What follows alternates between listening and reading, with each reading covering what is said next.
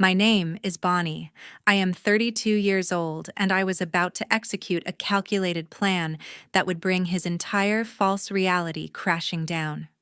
He boldly took his young mistress to the luxury Tesla showroom at Fashion Island to purchase a brand new Model X Plaid while acting like he owned the entire city. He looked at the gleaming white vehicle with a smug grin before turning to the woman hanging on his arm with the confidence of a man who believed he was financially untouchable. His voice carried across the quiet showroom as he declared loudly enough for everyone to hear that it was only $140,000, so she should just buy it if she liked it. He tossed his heavy black credit card onto the counter with an arrogant flick of his wrist, but the machine let out a sharp beep, indicating the transaction had failed immediately. He frowned in deep confusion before aggressively handing over a second platinum corporate card, yet the result was the same humiliating silence from the payment terminal.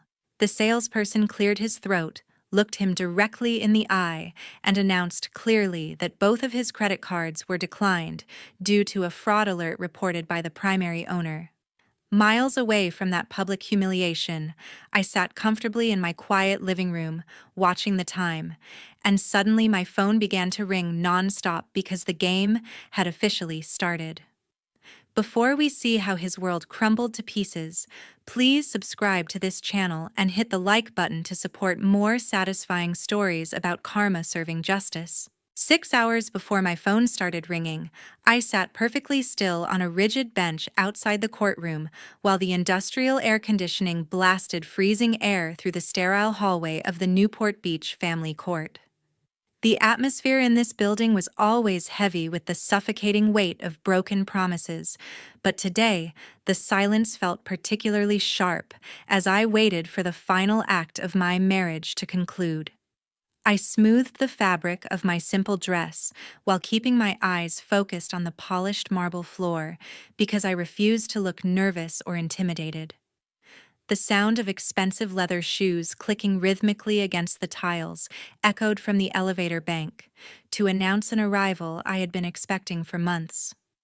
My husband Grant walked toward me wearing a bespoke navy suit that likely cost more than the average person earned in 3 months. He adjusted his silk tie with the casual arrogance of a man who treated this divorce hearing like a minor business inconvenience rather than the destruction of a family. Grant stopped directly in front of me to block the overhead light while looking down with a mixture of pity and disdain that made my stomach turn. He checked his luxury watch with an exaggerated sigh to signal that I was wasting his valuable time before he finally decided to acknowledge my presence. He asked if I had brought a pen or if I needed to borrow one since I probably could not afford to buy office supplies anymore. I remained seated without responding to his petty insults because I knew that engaging with his ego would only prolong this painful morning. He laughed softly at my silence because he interpreted my lack of reaction as submission or fear of the uncertain future awaiting me. Grant leaned closer to invade my personal space while telling me that I looked exhausted from worrying about how I would survive without his credit cards. He reminded me that I was 32 years old with a gap in my resume because I had spent the last 5 years building his home instead of my own career. His voice dripped with condescension as he advised me to move back in with my parents because the real world was too expensive for a woman who had forgotten how to work. I slowly lifted my head to look past him toward the glass doors of the building entrance where a sleek black SUV was idling in the drop-off zone. Inside the passenger seat sat his mistress Sienna, who had lowered the tinted window just enough to reveal her face. She was wearing oversized designer sunglasses and watching us with a smirk that communicated she believed she had won the ultimate prize. Sienna raised her manicured hand to offer a small provocative wave in my direction, as if she were thanking me for vacating the position of wife so she could take over. I watched her preen in the side mirror of the car while Grant turned his head to follow my gaze with a proud smile. He told me that she was waiting to go celebrate because they had a very expensive afternoon planned at Fashion Island. He wanted to make sure I understood that my departure was not a loss for him, but rather an upgrade to a younger and more exciting model. We walked into the hearing room where the legal documents were stacked neatly on a long wooden table, like a barrier between our past and his future. Grant sat down and sprawled his legs out comfortably while telling his attorney to hurry up because he had reservations to keep. He looked at me across the table with eyes that were devoid of any remorse for the betrayal that had brought us to this cold room. I picked up the pen without a single moment of hesitation, because I had already grieved the death of this marriage months ago when I found the first hotel receipt. Grant watched me with a furrowed brow, because he had clearly expected a scene involving tears or a desperate plea for reconciliation. He seemed almost disappointed that I was not falling apart or begging him to reconsider the divorce as he had predicted to his friends.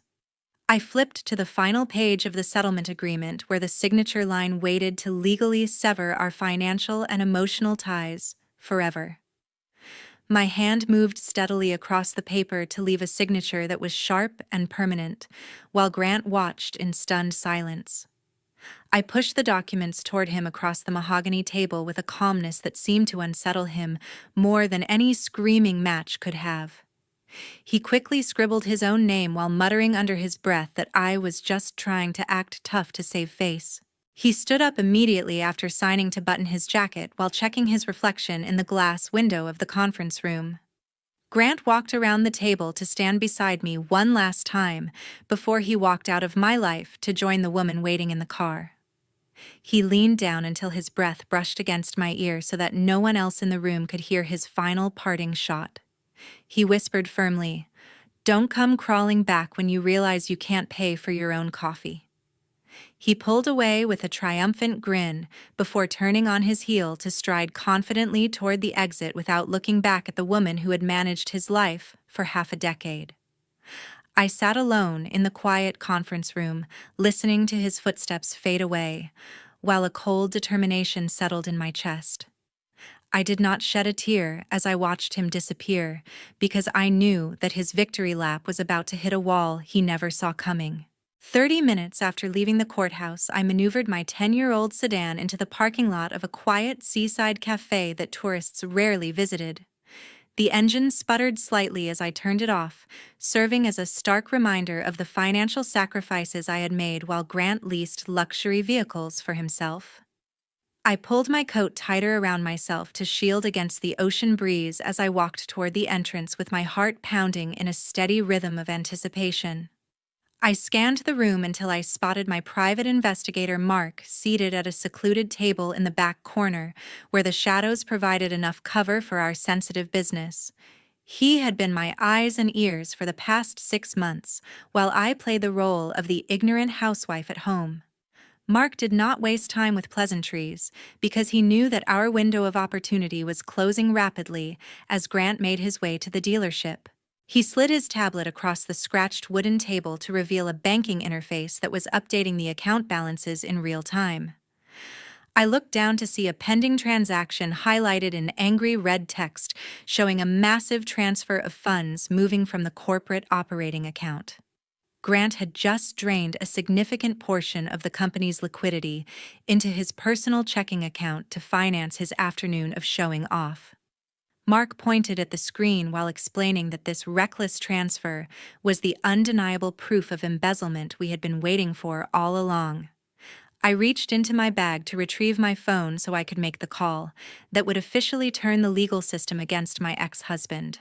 My lawyer, Mr. Sterling, answered on the first ring with the professional urgency of a man who was ready to execute a lethal legal maneuver.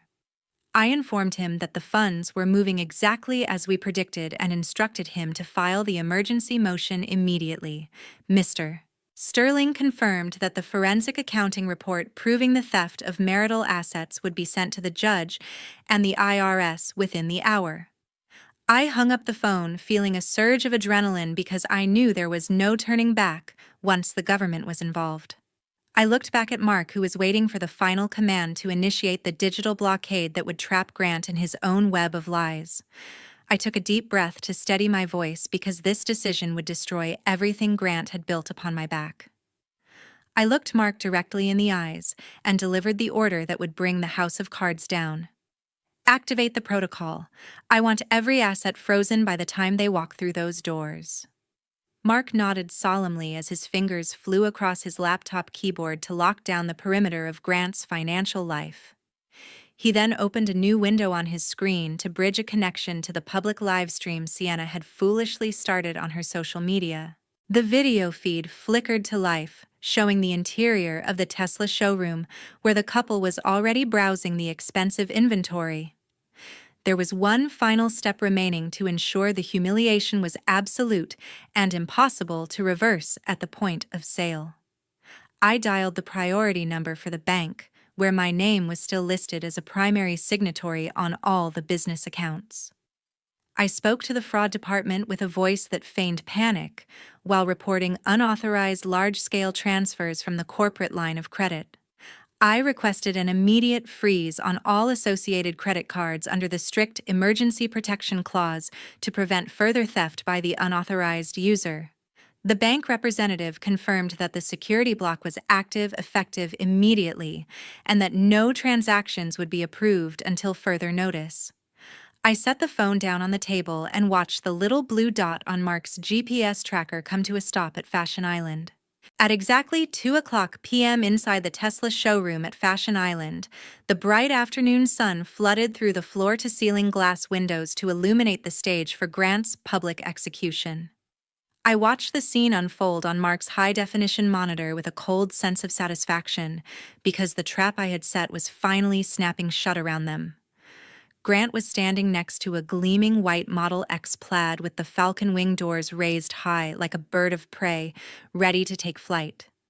He looked every bit the successful tycoon he pretended to be, while he ran his hand possessively along the smooth metal body of the vehicle. Sienna was posing dramatically in the driver's seat with her phone held high to capture the perfect angle for her thousands of envious followers. She was broadcasting live to her audience while bragging loudly about how her generous boyfriend was buying her the fastest electric SUV on the market just because she mentioned she liked the color. Her voice was shrill and filled with an unearned pride as she told her viewers that this was what true love looked like in Newport Beach. Grant turned away from the car to snap his fingers aggressively at a passing associate because he believed his presence commanded immediate servitude from everyone around him. He loudly demanded that the manager prepare the paperwork instantly because he had a dinner reservation and wanted to drive the car off the lot in 15 minutes. The staff member looked annoyed by his rudeness, but maintained a professional demeanor while guiding him toward the sleek, minimalist desk where the transaction would take place. Grant sat down with a heavy sigh of importance, while Sienna continued to narrate the experience from behind his shoulder to ensure everyone saw the moment of purchase. She zoomed the camera in on Grant's hand as he reached into his jacket pocket to retrieve the symbol of his supposed wealth. He pulled out the heavy titanium black card that he had used for years to intimidate waiters and impress business partners who did not know the debt behind it. He tossed the metal card onto the white desk with a clatter that was meant to signal his dominance over the transaction. The salesperson picked it up with polite efficiency and inserted it into the chip reader, while Grant tapped his foot impatiently against the polished concrete floor. The machine processed for a few agonizing seconds before emitting a sharp and dissonant beep that cut through the ambient music of the showroom. The salesperson frowned slightly at the screen, while Grant let out a scoff of disbelief because he assumed the machine was faulty. He told the employee to try it again because there was obviously a connection error with their payment system. The salesperson tried the card a second time, only to be met with the same rejection message flashing across the terminal screen in undeniable red letters. The atmosphere around the desk began to shift from admiration to awkward tension as other customers paused their conversations to watch the unfolding drama. Grant's face turned a deep shade of crimson as he snatched the black card back and muttered about how incompetent the bank's fraud detection algorithms were. He reached into his wallet to pull out his backup solution, which was the corporate platinum card connected directly to the business accounts I had just frozen. He slammed the second card down with even more force than the first, because he needed to prove to the watching crowd that he was still in control. The salesperson inserted the corporate card while Sienna nervously lowered her phone slightly as she sensed that something was going terribly wrong with her perfect afternoon. The machine seemed to take even longer this time, as if it were calculating the depth of Grant's financial ruin before delivering the final verdict. The dreaded beep sounded again to shatter whatever remaining composure Grant had managed to maintain in front of his audience. The screen displayed the word "declined" so brightly that I could almost see the reflection of the red text in Grant's widening eyes. He stood up abruptly and slammed his hands on the desk, while his voice rose to a shout that echoed off the glass walls. Grant screamed at the employee with pure venom. "Do you know who I am? Run it again!" The entire showroom fell completely silent as everyone turned to look at the man who was throwing a tantrum over a failed payment. The salesperson stood up slowly to meet Grant's gaze with a look of absolute steel because he had clearly checked the specific decline code on his monitor. He spoke with a volume that was calibrated perfectly to carry across the room without sounding like he was shouting. The salesperson replied coldly, "The system shows these cards have been reported stolen and frozen by the cosigner, sir." The revelation hung in the air like a physical blow that knocked the wind out of Grant's chest. The customers who had been admiring the cars were now holding up their phones to record the man who had just been exposed as a fraud. Sienna gasped audibly as she realized that her live stream was still running and capturing every second of this mortifying rejection. She fumbled desperately to end the broadcast, but the comments section was already flooding with laughing emojis and questions about why her millionaire boyfriend was broke. Grant looked around wildly as the reality of his situation crashed down on him under the unforgiving lights of the showroom. 10 minutes after the transaction failed, the silence of my living room was shattered by the harsh ringtone I had assigned to Grant years ago. It was not the pleasant melody I used to associate with his calls, but rather a jarring alarm that signaled his desperate need for control whenever things went wrong. I looked down at the screen to see his name flashing urgently while Mark sat across from me and adjusted the volume on his surveillance equipment so we could hear both sides of the impending conversation. I took a deep, steadying breath to compose myself because I needed to sound like the calm eye of the storm that was currently destroying his life. I swiped across the screen to answer the call, but held the phone slightly away from my ear as his voice exploded through the speaker before I could even say hello. He was screaming incoherently about embarrassment and broken machines, while demanding to know why I had contacted the bank without his permission. He ordered me to fix the situation immediately because he was standing in the parking lot, looking like a complete fool in front of the entire dealership staff and his girlfriend. He threatened me with legal action if I did not unlock the corporate accounts within the next 30 seconds so he could complete his purchase and save his damaged ego. His breathing was heavy and ragged as he paused to wait for my apology, but I simply let the silence hang in the air for a moment longer to let him feel his own powerlessness. I waited for his rant to subside before I spoke with the icy composure of a woman who held every single card in her hand. I told him that he was focusing on the wrong problem because the credit cards were merely the tip of the iceberg he had just crashed into. I delivered the sentence that I knew would stop his heart cold in his chest. "I didn't just freeze the cards, Grant. I sent the forensic audit to your investors." The line went dead silent for a moment as his brain tried to process the magnitude of what I had just said. He started to stutter a denial, but was interrupted by a notification sound that pinged loudly in the background of his call. Then another notification chimed, followed by a rapid succession of alerts that sounded like a slot machine paying out a jackpot of bad news. Mark pointed to his laptop screen where the intercepted communications were flooding in from Grant's business partners. The viral video of his meltdown inside the showroom had already circulated through the tight-knit business community of Newport Beach with terrifying speed. Major investors were sending urgent emails to terminate their contracts because they refused to be associated with a CEO who was publicly accused of fraud and caught on camera trying to spend company money on a mistress. I could hear Sienna's voice in the background through the high-quality microphone on Grant's phone as she realized her afternoon was completely ruined. She was no longer using the sweet and seductive tone she had used inside the showroom when she thought she was getting a free car. She snapped at him to stop ignoring her and asked why everyone on Instagram was tagging her in a video of him getting rejected by a credit card machine. She realized that the Tesla was never coming home with her and that the man she had bet on was actually broke. She told him that she was calling a rideshare service because she refused to be seen standing in a parking lot with a man who could not even pay for lunch. I listened to the sound of a car door slamming shut in the background as Sienna physically distanced herself from the disaster zone.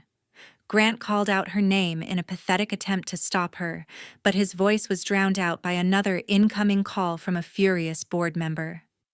I ended the call without saying goodbye, because there was nothing left to discuss with a man whose life was dismantling itself in real time. I picked up my porcelain cup to take a slow and deliberate sip of Earl Grey tea while the warmth spread through my chest. The satisfaction I felt was not just about revenge, but about the precision of the justice being served exactly as I had designed it. I leaned back in my chair to watch the first domino knock down the second one because I knew the chain reaction was now unstoppable. 3 days into the financial freeze, the luxury facade Grant had maintained for years finally dissolved completely under the scrutiny of reality. The management of his exclusive high-rise building did not waste any time when his rent check for the penthouse bounced due to insufficient funds. They served him with an immediate eviction notice and posted security guards at the elevators to ensure he packed his bags and left the premises by noon. I received a notification from the building concierge who had always liked me more than Grant, confirming that my ex-husband had been escorted out of the lobby with only 2 suitcases to his name. He was no longer the king of the Newport Coast, but a transient with a maxed-out credit score, and nowhere to go. Mark arrived at my house later that afternoon with a grim smile on his face to play the latest audio surveillance he had captured from Grant's burner phone. Grant and Sienna had been forced to check into a cheap motel on the outskirts of town because it was the only place that accepted cash payments without a credit card deposit. The recording started with the sound of cheap furniture being shoved around and the shrill voice of a woman who had realized she made a terrible investment. Sienna was no longer the glamorous influencer posing in a Tesla, but a furious woman trapped in a room that smelled of stale cigarettes and desperation. She was throwing things at Grant while screaming about how he had humiliated her in front of her entire social media following. I listened closely as the argument escalated into a full-blown shouting match that revealed the transactional nature of their entire relationship. Grant tried to calm her down by promising that this was just a temporary misunderstanding with the bank and that he would fix it soon. Sienna cut him off with a laugh that was cruel and sharp enough to shatter whatever pride he had left. Mark turned up the volume so I wouldn't miss a single word of her brutal honesty. Sienna screamed, "You told me you were a millionaire. I'm not staying in this dump with a loser like you." The recording ended with the sound of a door slamming so hard it shook the recording device, followed by the sound of Grant sitting alone in silence. I felt a strange sense of pity, not for him, but for the version of myself that had once believed his lies, just like she did.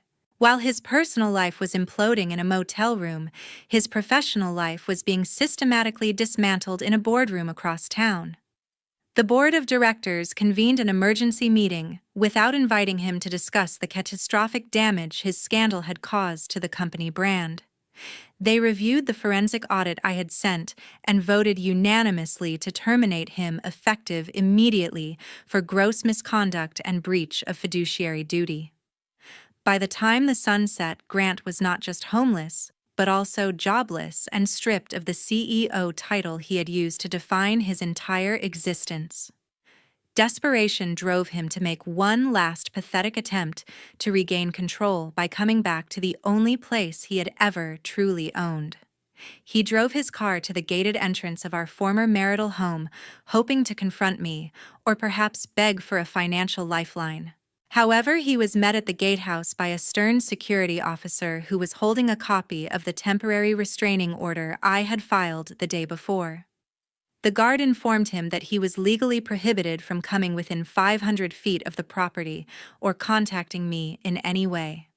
Grant tried to argue and bluster his way through, but the guard simply pointed to the security camera and threatened to call the police if he did not turn his vehicle around immediately. Grant sat in his car for a long moment, staring at the gates of the life he had thrown away for a fleeting moment of excitement.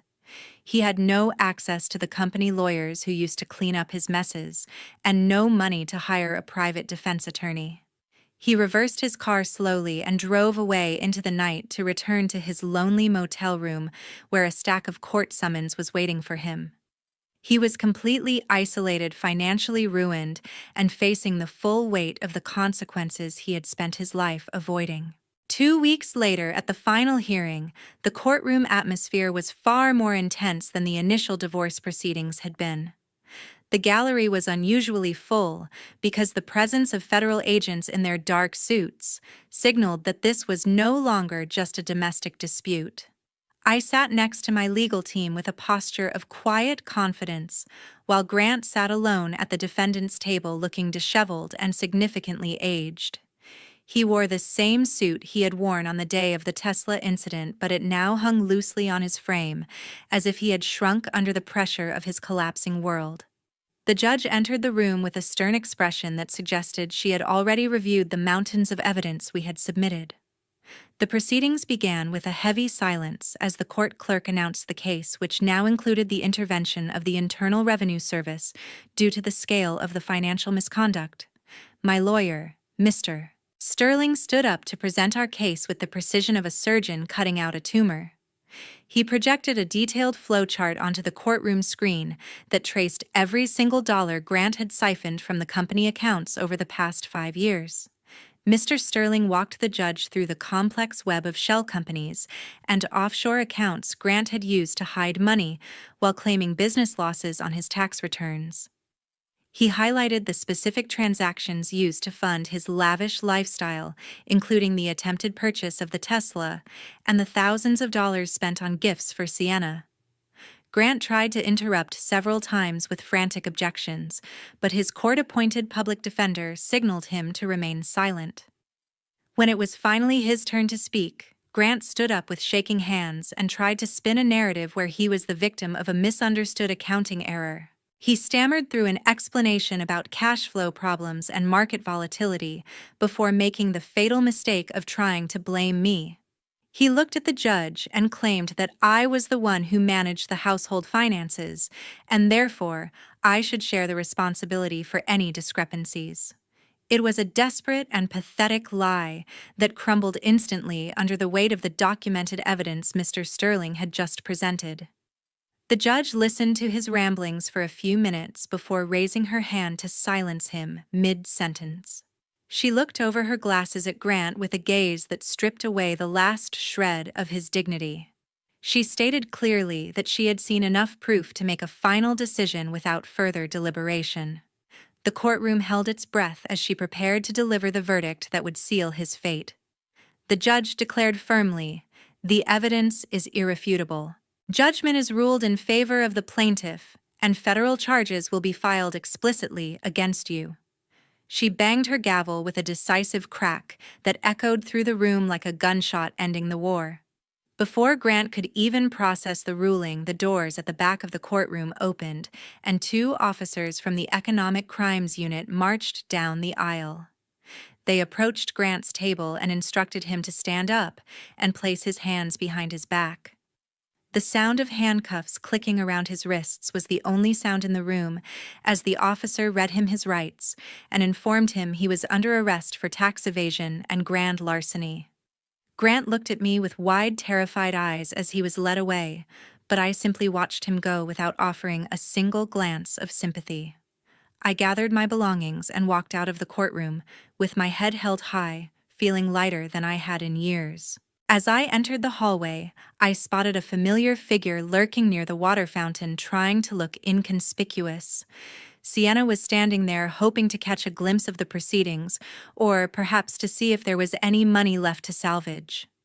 However, the moment she saw the police leading Grant away in handcuffs, her face turned pale with fear. She realized that being associated with him could make her an accessory to his crimes. She turned around abruptly and sprinted toward the exit in her high heels, fleeing the scene as fast as she could to escape the wreckage she had helped create. 6 months after the verdict, the morning sunlight streamed through the floor-to-ceiling windows of my newly renovated office space in downtown Newport Beach. I stood behind a mahogany desk that I had purchased with my own earnings, looking out at the city skyline that once felt like a prison of expectations, but now looked like a landscape of endless opportunity. Instead of spending the court-ordered restitution money on frivolous vacations or luxury items, I had invested every single penny into building something that would last far longer than Grant's fragile ego. I founded a specialized financial consulting firm dedicated exclusively to helping women protect their assets during high-conflict divorces so that no one else would have to feel the fear I once felt. The sign on the glass door read, "Valiant Financial Strategies," a name that reminded me daily of the courage it took to stand up against a man who thought he could erase my existence. The heavy glass door swung open to reveal my best friend Ellen, who walked in carrying a massive bouquet of white lilies that filled the room with a fresh and hopeful fragrance.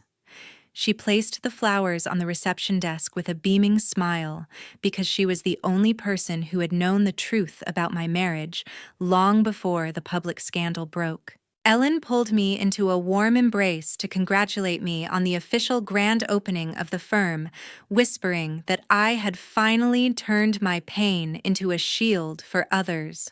She walked over to the flat-screen television mounted on the wall and turned on the local news channel because we both knew that today was the day the final chapter of my past would be written. The news anchor appeared on the screen with a serious expression to announce that the former real estate mogul Grant had officially begun his 5-year sentence at a federal penitentiary. The report showed footage of him being transferred from the county jail to the federal facility, stripped of his Italian suits, and wearing a standard-issue orange jumpsuit that looked completely alien on him. The reporter noted with a touch of irony that the man who once looked down on everyone was now assigned to work in the prison garment factory to earn pennies an hour toward his massive restitution debts. Seeing him reduced to nothing but a number in the system did not bring me joy, but it brought a profound sense of closure to know that justice had been served without compromise. The report also briefly mentioned the collateral damage of his downfall, showing a screenshot of Sienna's social media profile, which had drastically changed from glamorous travel photos to desperate sales posts. She had been dropped by every single brand partnership she had cultivated because no company wanted to be associated with a homewrecker involved in a federal fraud case. The internet community that once adored her had turned viciously against her, labeling her a failed gold digger, in thousands of mocking comments that she could not delete fast enough. She was currently trying to sell her used designer handbags on a secondhand marketplace just to pay her rent, a far cry from the life of luxury she thought she was stealing from me. Later that afternoon, I left the office and climbed into the driver's seat of my vintage Porsche 911, a car I had bought because I truly loved engineering and history, not because I needed to impress strangers. I drove down the Pacific Coast Highway with the window down, letting the salty ocean air fill the cabin as I navigated the familiar curves of the road. My route took me past the entrance to Fashion Island, and I inevitably glanced toward the glass facade of the Tesla showroom where my life had changed forever. Instead of feeling anger or bitterness, I felt a deep and abiding peace settle over me as I accelerated past the building and left it in my rearview mirror. I realized that the woman who stood in that showroom 6 months ago was gone, replaced by someone who knew exactly what she was worth and would never settle for anything less again. After everything that happened, the biggest truth this story leaves behind is simple: financial independence isn't optional, it's protection. No matter how wealthy or powerful the man beside you seems, you still need to understand money control your own future and know you can stand on your own. Because the moment trust is broken, money stops being just money. It becomes your way out, your safety, and your ability to choose peace instead of staying out of fear. And this story also proves something people love to ignore. The one who gets underestimated the most is often the one holding everything together. Some women aren't loud, flashy, or demanding. They work quietly in the background, managing the details, keeping the home running, making sure life doesn't fall apart. But that doesn't mean they're weak. It means they're steady. And when someone like that finally walks away, what's lost isn't just a wife. It's the foundation that made the other person feel powerful in the first place.